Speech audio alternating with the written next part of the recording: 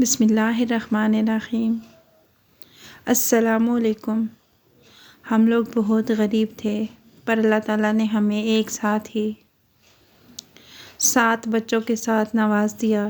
मैं जब घर आता तो मेरी बीवी मुझे हज़ारों रुपए देती, पर मैं देखता कि मेरी बीवी के जिस्म पर जगह जगह ज़ख़म लगे हुए हैं। एक दिन मैं घर में ही ठहर गया कि देख सकूं मेरी बीवी क्या करती है, तो मैं हैरान रह गया कि मेरी बीवी तो, मेरा नाम मुनीर है। हम गांव में रहने वाले सीधे सादे लोग थे। मैं एक लड़की से बहुत मोहब्बत करता था, उसका नाम शबनम था। वो एक गरीब घर से ताल्लुक़ रखती थी। हम भी बहुत अमीर नहीं, पर हमारे पास थोड़ी बहुत ज़मीन थी। हम 3 भाई थे और मैं सबसे छोटा था। मेरे दोनों भाइयों की शादियों को 2 से 4 साल गुज़र चुके थे। घर में मेरी माँ का ही हुक्म चलता था। वो पोते की शक्ल देखने के लिए बेचैन थी, मगर उनकी ये ख्वाहिश पूरी नहीं हो रही थी। तो वो मेरी दोनों भाभियों को खूब बातें सुनाती, उनका जीना हराम किए रखती। मेरी माँ कहती कि ये हम लोगों का ख़ानदानी मसला है, लेकिन फिर भी वो अपना गुस्सा हमारे घर की बहुओं पर ही निकालती थी। वो दोनों बड़े घर की बेटियां थीं, लेकिन मैंने गरीब घर की बेटी को पसंद कर लिया। मैंने हिम्मत करके अपनी माँ से शबनम के बारे में बात की। मेरी माँ बहुत गुस्सा हुई और कहने लगी कोई ज़रूरत नहीं इससे शादी करने की। लेकिन मैं जानता था कि मेरी माँ की दुखती रग क्या है। मैंने कहा कि मैंने जिस लड़की को पसंद किया है, उनके ख़ानदान में सिर्फ़ बेटे ही पैदा होते हैं, वो भी शादी के पहले ही साल। शबनम के अपने भी 5 भाई थे और वो इकलौती बहन थी। मैंने अपनी माँ को अपनी बातों में लगा लिया और शबनम से शादी कर ली। शबनम हमारे घर आ गई। मैं उससे बहुत मोहब्बत करता था, लेकिन मेरे साथ वही हुआ जो मेरे भाइयों के साथ हो रहा था। शादी के 2 साल तक जब कोई औलाद ना हुई, तो मेरी माँ ने शबनम को भी तंग करना शुरू कर दिया। वो उसे बातें सुनाती, क्योंकि मैं उसे पसंद करके लाया था। वो दिन भर अम्मा की बातें सुनती और रोती रहती। मुझसे उसका दुख देखा नहीं जाता। एक दिन मैंने अम्मा से बात करने का सोचा, तो अम्मा इतना गुस्सा हो गई कि मुझे घर से निकल जाने को कह दिया। मैं भी वक्ती गुस्से में आ गया और कह दिया कि ठीक है, हम इस घर से चले जाएंगे। लिहाजा मैं शबनम को लेकर घर से निकल गया, पर हमारे पास कुछ भी नहीं था। ना हमारे पास घर का कोई सामान था और ना ही किचन का सामान, बस कुछ पैसे, वो भी मैंने अपनी दोस्तों से मदद मांगी। उन्होंने मेरा बहुत साथ दिया। गांव में बहुत दूर सुनसान इलाके में एक घर था, जिसका मालिक कई सालों से गांव नहीं आया था।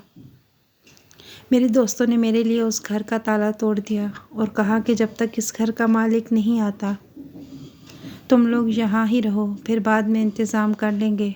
उस घर में कुछ सामान भी मौजूद था।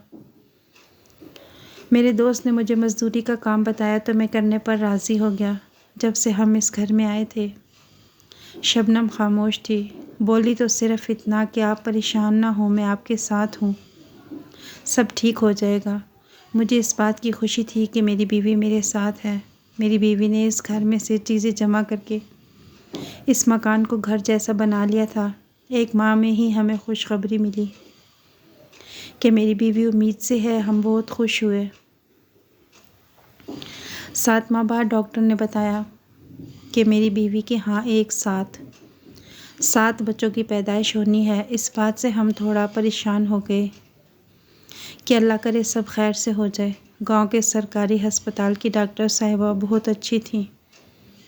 उन्होंने हमारी बहुत मदद की। अल्लाह ने हमें एक साथ ही 7 बेटों से नवाजा। हम दोनों बहुत खुश थे, पर हमारे दिल में हज़ारों फ़िक्रें भी थीं कि एक साथ इतने बच्चों का ख़र्च कैसे पूरा करेंगे। मेरी नौकरी से तो जो पैसे मिलते वो बहुत कम थे। बहुत से दोस्त काम भी आया करते, किसी तरह गिरते पड़ते 3 माह का वक्त निकल गया। शबनम की तबीयत भी अब संभलने लगी और अब हमारे बुरे दिन शुरू हो गए। घर में खाने को कुछ ना होता। एक दिन मेरी माँ, दोनों भाई और उनकी बीवियाँ अचानक हमारे घर आए। मैं उनको देखकर बहुत हैरान हुआ। मेरी माँ ने मेरे बच्चों को प्यार किया। वो उनके लिए कपड़े, दूध, खिलौने और शबनम के लिए कपड़े और हमारे लिए खाना लाई थी। हमने बहुत अरसे बाद पेट भर कर खाना खाया। बच्चों ने भी दूध पिया। सब उनसे प्यार करने लगे। मैं खुश था कि चलो बुरे वक्त में अपने ही काम आते हैं। पर मेरी माँ ने एक बहुत ही अजीब बात कह डाली। कहने लगी, अब तुम दोनों घर वापस आ जाओ, मेरा तो दिल फटा जा रहा है। तुम लोगों को इस खंडर में रहते देखकर अपने घर आओ, वहाँ सुकून से रहो। बस अब तुम लोगों को अपने लिए वहाँ एक और कमरा बनाना होगा, जगह कम है इसलिए। और एक काम ये भी करना होगा कि अपने दो बेटे अपने दोनों भाइयों को दे दो। तुम अकेले 7 बच्चों को कैसे पालोगे? इस तरह सबको औलाद मिल जाएगी। मैं और शबनम हैरान रह गए। मैंने कहा, अम्मी, यूं भी तो ये बच्चे हम सब के हैं। चाचू बाप जैसा और चाची माँ जैसी होती है।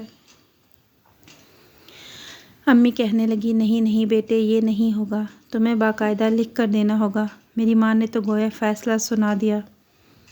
मैं भी हैरान ही था कि शबनम ने उनकी लाई हुई चीज़ें उनके सामने रखीं और कहा कि 9 महीने जो मैंने तकलीफ़ काटी है उसका 1 घंटा भी आपने नहीं गुजारा। जब मैं तकलीफ़ में थी तब आप लोग मेरी मदद को क्यों नहीं आए? अब आप लोग सिर्फ़ अपने मतलब के लिए यहाँ आए हैं। मैं अपनी औलाद किसी को नहीं दूँगी। औलाद बांटने की चीज़ नहीं होती। चले जाओ यहाँ से। और हम जिस हाल में भी रहें, ये हमारा मसला है, आपका नहीं। सच कहूँ तो शबनम ने मेरे दिल की बात कही। सब ने हमें बुरा भला कहना शुरू कर दिया, बल्कि इस बार तो बाकायदा बद्दुआ भी दी कि हम कभी सुकून से ना रहें। फिर वो लोग वहाँ से चले गए। उनके जाने के बाद मैं और शबनम बहुत परेशान थे, क्योंकि सच तो यही था कि हमसे 7 बच्चों का खर्चा उठाया नहीं जा रहा था। लेकिन ये बात मेरे दिमाग में हरगिज़ नहीं आ रही थी जो अम्मा करके गई थी। मैं अपनी औलाद किसी को हरगिज़ नहीं दे सकता था। मैंने शबनम को यकीन दिलाया कि सब ठीक हो जाएगा, मैं और मेहनत करूँगा। उसने भी कहा कि वो गांव में कोई काम तलाश करेगी, कोई ऐसा काम जो घर बैठकर कर सके, चाहे उसे किसी के जूते ही क्यों ना बनाने पड़े। अगले रोज़ जब शबनम ने मुझसे कुछ बीज मंगवाए और कहा कि घर के सामने जो थोड़ी ज़मीन पड़ी है, इसमें वो कुछ सब्ज़ियाँ उगाना चाहती है ताकि घर में हर वक्त खाने को कुछ ना कुछ तो मौजूद हो। शबनम सब्ज़ियाँ उगाने के लिए ज़मीन साफ़ कर रही थी तो उसे मिट्टी में दबा हुआ एक मटका मिला। उसने उसे बाहर निकाला, धोया, उसमें पानी डाला। वैसे तो हमारे घर में बर्तनों की कमी थी, तो पानी डालने के लिए इतना बड़ा बर्तन मिल जाना एक अच्छी बात थी। 2-4 दिन ही गुजरे थे कि मेरे घर में नई नई चीज़ें दिखना शुरू हो गईं। मैंने शबनम से कहा कि इन चीज़ों को ख़रीदने के पैसे कहाँ से आए, तो उसने कहा कि मैंने गांव की औरतों के कपड़े सीना शुरू किए हैं। मशीन भी एक औरत ने हमदर्दी के तहत दी है। एक दिन शबनम बैठने लगी तो उसके मुंह से आह की आवाज़ निकल गई। मैंने कहा, क्या बात है, तुम्हें दर्द है? कहने लगी कि मेरी टांग में थोड़ा दर्द है। जब मैंने देखा तो उसकी टांग पर एक ज़ख़म लगा हुआ था। शबनम के पास हमेशा पैसे होते, वो उन पैसों से हमारे बच्चों के लिए चीज़ें ख़रीदती। लेकिन साथ ही मैं ये भी देख रहा था कि वो रोज़ ही बीमार रहने लगी। रोज़ उसके जिस्म पर कोई ना कोई ज़ख़म लगा होता जिसे वो मुझसे छुपा रही होती। मैं ये भी जानता था कि हम जिस घर में रहते हैं वो गांव से बहुत दूर था। इस बारे में मशहूर था कि यहाँ कोई नहीं आता, तो इतनी दूर औरतें कपड़े सिलवाने कैसे आ सकती थीं? घर में मैंने कोई मशीन तो देखी नहीं थी, फिर वो मुझसे झूठ क्यों बोल रही थी? एक दिन मैं काम से वापस आया तो मैंने शबनम को ज़मीन पर पड़े देखा। वो बेहोश हो गई थी। उसकी हालत बहुत बुरी थी। मैंने उसे जगाया, उसके मुंह पर पानी के छींटे मारे और पूछा कि तुम्हें क्या हुआ है? तो वो कहने लगी, मैं सीढ़ियों से गिर गई थी। मैंने उसे उठाकर बिस्तर पर लेटाया। मेरे दिल में ख़याल आया तो मैंने कहा, शबनम, इस घर में तो सीढ़ियाँ नहीं हैं। उसने मुझे हैरान होकर देखा और ये कहकर सो गई कि मुझे बहुत नींद आ रही है। अब मुझे शबनम पर शक हो गया कि गरीबी से तंग आकर किसी गलत काम में तो नहीं पड़ गई।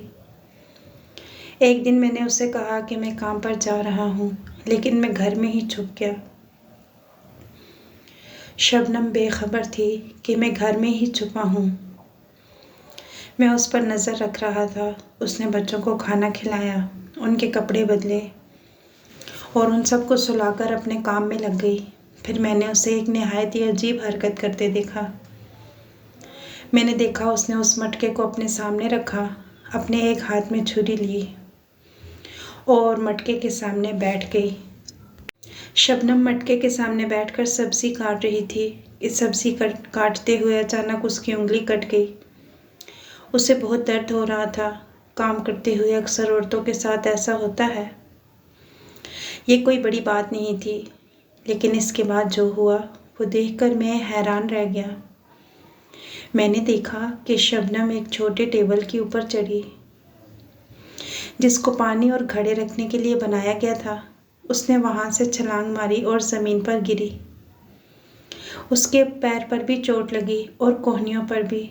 वो ज़ोर से कराहने लगी। कुछ देर ज़मीन पर पड़ी रही, फिर बमुश्किल उठी, जाकर मटके में हाथ डाला तो उसके हाथ में कुछ नोट आ गए। मैं हैरान परेशान हो गया, फ़ौरन उसके सामने आ गया। मुझे देखकर वो बुरी तरह डर गई। मैं उसे देखकर बहुत हैरान था।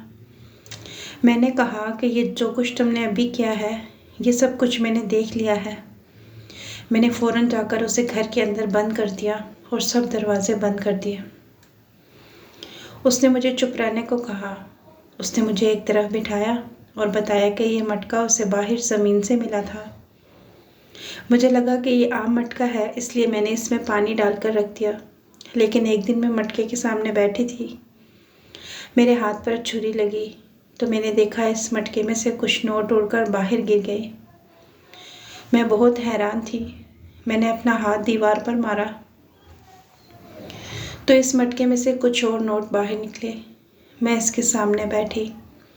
खुद पर जितनी ज़ोर से तशद्दुद करती, उतनी ही रकम बाहर गिरती। ज़रूर ये कोई जादुई मटका है। कुछ दिन से मैं खुद को मार रही हूँ और इसमें से रकम निकालती हूँ। मैं अपनी बीवी को देखकर हैरान था। वो झूठ तो नहीं बोल रही थी, क्योंकि मैं भी देख चुका था कि ये सब कैसे हो रहा था। मैंने 2 पल उस मटके की तरफ देखा और अपने हाथ से दूसरे हाथ पर ज़ोर से वार किया तो मटके में से कुछ नोट उड़कर बाहर गिर गए। मैं हंसने लगा, कहा कि हमारे हाथ खजाना लग गया है। बीवी 1 हफ्ते से ये सब कर रही थी और उसने काफ़ी पैसे जमा कर लिए थे, जो उसने मुझे दिखाए। मेरी बीवी ने कहा, लगता है ये मटका उन्हीं लोगों का था जो इस घर में रहते थे। अगले दिन इस घर के रहने वालों के बारे में कोई मालूमात हासिल करने में अपने दोस्तों के पास गया तो उसने बताया कि इस घर में जो लोग रहते थे वो 30-40 साल से वापस नहीं आए और ना ही उनकी कोई औलाद इस घर में आई है। कहा जाता है कि यहाँ जो लोग रहते थे वो थोड़े पागल थे। वो अपने ही घर में मुर्दा हालत में मिले थे। मैंने अपने दोस्त से कहा कि मैं इस घर में थोड़ी मुरम्मत करवाना चाहता हूँ। उसने कहा, ठीक है, तुम ऐसा कर सकते हो।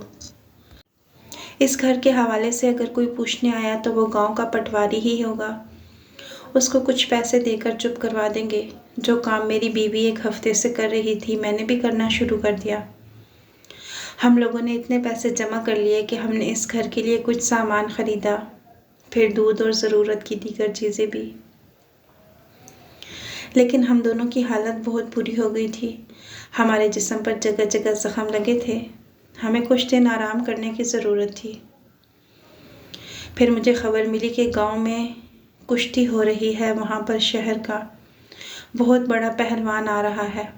जो भी उस पहलवान से लड़ेगा उसको बहुत बड़ी रकम दी जाएगी। मैंने अपनी बीवी से कहा कि हमें जाना चाहिए। मैं उस पहलवान से लड़ाई करूँगा तो ये मटका दौलत से भर जाएगा। मैं उससे जीत तो नहीं सकता, लेकिन अपनी हिम्मत के मुताबिक मार ज़रूर खा सकता हूँ। इस तरह मुझे बहुत सारे पैसे मिल सकते थे। हम दंगल देखने गए। मैंने उस पहलवान को ललकार दिया कि मैं तुम्हारे साथ लड़ाई करूँगा। उस पहलवान ने मुझे बहुत मारा। मेरी बीवी लोगों में बैठी हुई थी। उसने मटके को एक काली बोरी में डाल रखा था। मेरी हालत इतनी बुरी हो गई कि मुझे उठा के घर तक लोग छोड़ गए। फिर भी मैं खुश था क्योंकि वो मटका पैसों से भर चुका था। रात मेरी बहुत बुरी गुजरी। मैं दर्द से कराहता रहा। हम लोगों ने इरादा कर लिया कि अब हमारे पास इतने पैसे हैं कि हमें दोबारा ये काम करने की ज़रूरत नहीं। अब हम उस मटके को वहाँ ही रख देंगे। फिर जब हमें इससे ज़रूरत होगी तब हम इसे इस्तेमाल करेंगे। अब हम कुछ दिन आराम करेंगे और इस तरह की कोई हरकत नहीं करेंगे। हमने इस घर को इस तरह ठीक करवा लिया था कि अब ये घर की तरह दिखने लगा। मैंने गांव के पटवारी को इतने पैसे दे दिए कि उसने वो घर मेरे नाम लिख दिया और ये घर मेरा हो गया। मैंने एक तांगा भी ले लिया जिसको ठेके पर दे दिया। उस तांगे से रोज़ की आमदन आने लगी। इसके अलावा गांव में एक छोटी सी करियाने की दुकान बना ली जिस पर मैं रोज़ाना बैठता था। वहाँ से भी कुछ आमदन हो जाती। अब हमारे हालात बहुत अच्छे हो गए थे। सारा ख़ानदान हमारे बारे में बात करता था कि लगता है इनकी कोई लॉटरी निकल आई है। इनके बेटे बहुत किस्मत वाले हैं। अल्लाह ने इन्हें 7 बेटे दिए तो इन 7 बेटों का रिस्क भी तो देना था। कहने को तो हमारे हालात अच्छे जा रहे थे, लेकिन दौलत का नशा भी ऐसी चीज़ है जिसकी कोई हद नहीं। हमारे पास सब कुछ होते हुए भी हम बार बार इस मटके को इस्तेमाल करते। हमारे पास बहुत ज़्यादा दौलत आ गई थी। हमारे छोटे छोटे ख्वाब जिनको हम पहले कभी पूरा ना कर सकते अब वो पूरा करते थे, लेकिन हमारा दिल नहीं भरता था। हम हर रोज़ एक दूसरे से कहते कि दोबारा इसे इस्तेमाल नहीं करेंगे, बस आखिरी बार।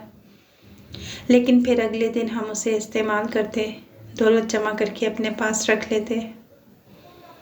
हम पर गोया जुनून सवार हो गया था जो ख़त्म होने का नाम नहीं लेता था। एक दिन एक बूढ़ा शख्स हमारे घर आया। उस दिन मैं घर पर ही मौजूद था। जब मैं घर से बाहर दरवाज़ा खोलने आया तो लंगड़ा कर चल रहा था। मेरे सर पर भी पट्टी बंधी हुई थी। मैं उसको घर के अंदर ले आया। उसने घर को देखना शुरू किया और फिर कहने लगा, आपने इस घर को काफ़ी सही करवा लिया है।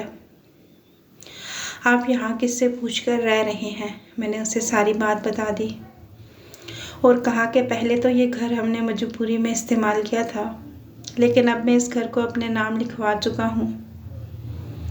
अगर आपको ये घर वापस चाहिए तो आपको मेरे साथ एक केस लड़ना होगा। जानते हैं हमारे मुल्क में इस तरह के केस 20-40 साल तक चलते रहते हैं। आप इस घर को भूल जाएं। वो शख्स मेरी इस बात पर हैरान रह गया।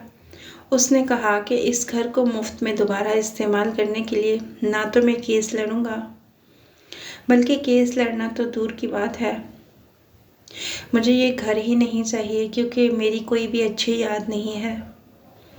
मैं बस यहाँ से गुजर रहा था। मैंने महसूस किया कि शायद इस घर में कोई रहता है, इसीलिए देखने चला आया। बात करते करते उसकी नज़र उस मिट्टी के मटके पर पड़ी तो वह हैरान परेशान रह गया। अपनी जगह से खड़ा हो गया। हम दोनों को अजीब नज़रों से देखने लगा। मेरी बीवी चाय लेकर आ रही थी। वो भी हैरान हो गई कि ये शख्स इस तरह से क्यों देख रहा है। फिर वो कहने लगा, तुम लोगों को ये कहाँ से मिला? क्या तुम लोग इसे इस्तेमाल करते हो? कब से? हमने अनजान बनने की कोशिश की और कहा कि आप क्या बात कर रहे हैं? ये तो एक आम मिट्टी का मटका है जिसे हम पानी डालने के लिए इस्तेमाल करते हैं। उस शख्स ने कहा, ये आम मटका नहीं बल्कि एक जादुई मटका है जो मेरे सारे ख़ानदान को निगल गया। ये सुनकर हम हैरान रह गए। उसने बताया कि मैं और मेरा सारा ख़ानदान इसी घर में रहता था।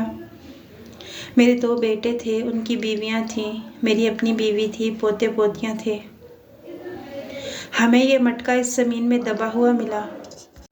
फिर हमें मालूम हुआ कि ये एक जादुई मटका है जिसके सामने ख़ुद को तकलीफ़ पहुंचाई जाए तो ये तकलीफ़ के मुताबिक आपको रकम देता है।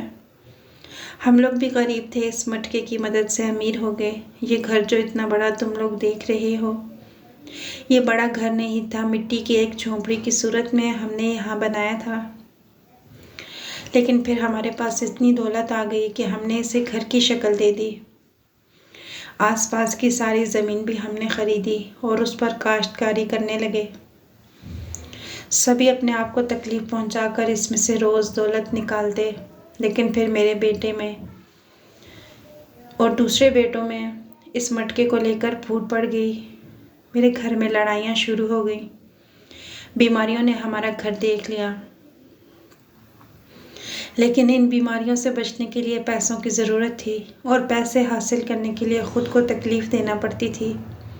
हम लोग बहुत ज़ख्मी और बीमार रहने लगे। हमारी हालत ऐसी हो गई जैसे हम कोई इंसान नहीं, चलती फिरती लाशें हैं। हमारे जिस्मों पर ज़ख्म जो पहले ठीक ना होते और हम दोबारा और ज़ख्म बना लेते। इसके पीछे मेरे दोनों बेटों ने आपस में लड़ाई की और एक दूसरे को जान से मार डाला। मेरी बहुएं बेवा हो गईं, उनके बच्चे यतीम हो गए। मेरी बीवी अपने 2 बच्चों की मौत देखकर पागल हो गई। मेरी बहुएं अपने अपने बच्चे लेकर अपने घरों को वापस लौट गईं और मैं अपनी बीवी को लेकर इस घर को छोड़कर यहाँ से चला गया। मैंने इस मटके को उसी जगह मिट्टी में दबा दिया जहाँ से ये मिला था। इस बात को अभी 15-20 साल हो गए हैं। मेरी बीवी अब इस दुनिया में नहीं। मैं अपनी एक बेटी के साथ उसके घर रहता हूँ। ये मटका आपको दौलत तो देता है, लेकिन आपको इस दौलत को हासिल करने के लिए बहुत बड़ी कीमत चुकाना पड़ती है। ये मटका अपने मालिक को दौलत के लिए इतना पागल बना लेता है कि वो खुद अपनी जान ले लेता है।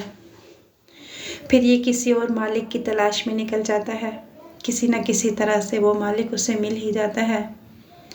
जैसे पहले हमें मिला था, अब तुम लोगों को मिल गया। फिर उस शख्स ने हमारे बेटों की तरफ देखा तो कहा, तुम लोग क्यों अपनी ज़िंदगी बर्बाद करते हो? तुम लोगों को अल्लाह ने इतने प्यारे बच्चे दिए हैं, तुम लोग अभी जवान हो। इस मटके को वापस ज़मीन में दबा दो, इसको तोड़ा नहीं जा सकता। तुम लोगों ने शायद इसे तोड़ने की कोशिश की हो, मगर तुम ऐसा सोच भी नहीं सकते। मैंने इसको तोड़ने की बहुत कोशिश की पर इसको तोड़ नहीं सका। इसका हल यही है कि इसको दोबारा दबा दिया जाए। हमने एक दूसरे की तरफ देखा और सोचा कि वाकई हम एक दूसरे के साथ क्या कर रहे हैं। अगर कल को हमें कुछ हो जाता है तो हमारे बच्चों का क्या होगा? हमारी हालत बिल्कुल मरीज़ों जैसी हो गई थी। हम बमुश्किल अपने कदमों पर चल रहे थे।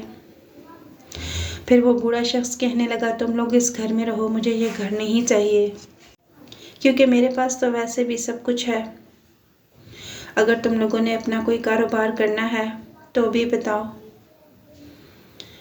लेकिन इसको दोबारा वापस दबा देना। वो हमें समझा बुझा कर चला गया। मैंने इस मटके को उठाया कि उसे वापस दबा दूंगा, मगर मेरी बीवी ने मेरा हाथ पकड़ा और मुझे रोक दिया। मैं हैरान परेशान रह गया कि अब ये क्या करना चाहती है।